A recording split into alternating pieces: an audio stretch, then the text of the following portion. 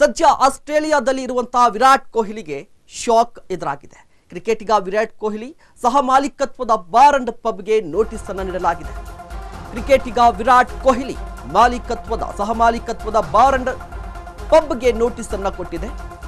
ನಿಯಮ ಉಲ್ಲಂಘನೆ ಆರೋಪದಲ್ಲಿ ಬಿಬಿಎಂಪಿ ನೋಟಿಸ್ ಅನ್ನು ಕೊಟ್ಟಿರುವಂತದ್ದು. ಫೈರ್ ಸೇಫ್ಟಿ ಅಳವಡಿಸಿಲ್ಲ ಅನ್ನುವ ಆರೋಪದ ಸಂಬಂಧ ನೋಟಿಸ್ ಅನ್ನು ಕೊಟ್ಟಿದೆ. ಬೆಂಗಳೂರಿನ ಚಿನ್ನಸ್ವಾಮಿ ಸ್ಟೇಡಿಯಂ ಬಳಿ 18 ಬಾರ್ ಅಂಡ್ ರೆಸ್ಟೋರೆಂಟ್ ಇದೆ.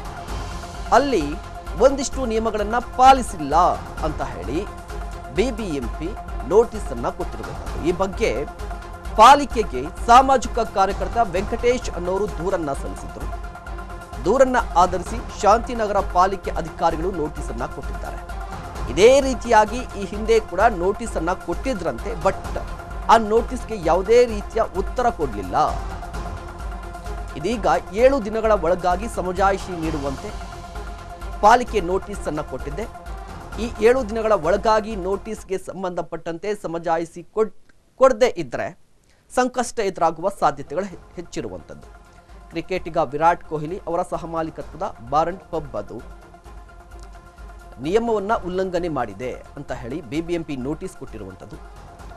ಫೈರ್ ಸೇಫ್ಟಿ ಅಳವಡಿಸಿಲ್ಲ. ಈ ಪಬ್ಬಲ್ಲಿ ಒಂದಿಷ್ಟು ರೂಲ್ಸ್ ಇರುತ್ತೆ.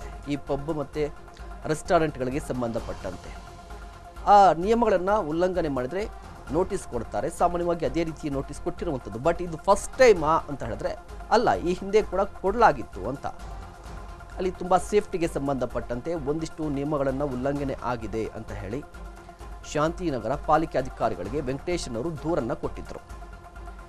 ಇದೇ ಕಾರಣಕ್ಕಾಗಿ ಪಾಲಿಕೆ ಅಧಿಕಾರಿಗಳು ಈ ಹಿಂದೆ ಕೂಡ ಒಂದಿಷ್ಟು ನೋಟಿಸನ್ನು ಕೊಟ್ಟಿದ್ದರು. ಬಂದು ಆನ್ಸರ್ ಮಾಡಿ, ಯಾವ ಕಾರಣಕ್ಕಾಗಿ ನಿರ್ಲಕ್ಷ್ಯ ಮಾಡಿದ್ದೀರಾ ಅಂತ ಹೇಳಿ.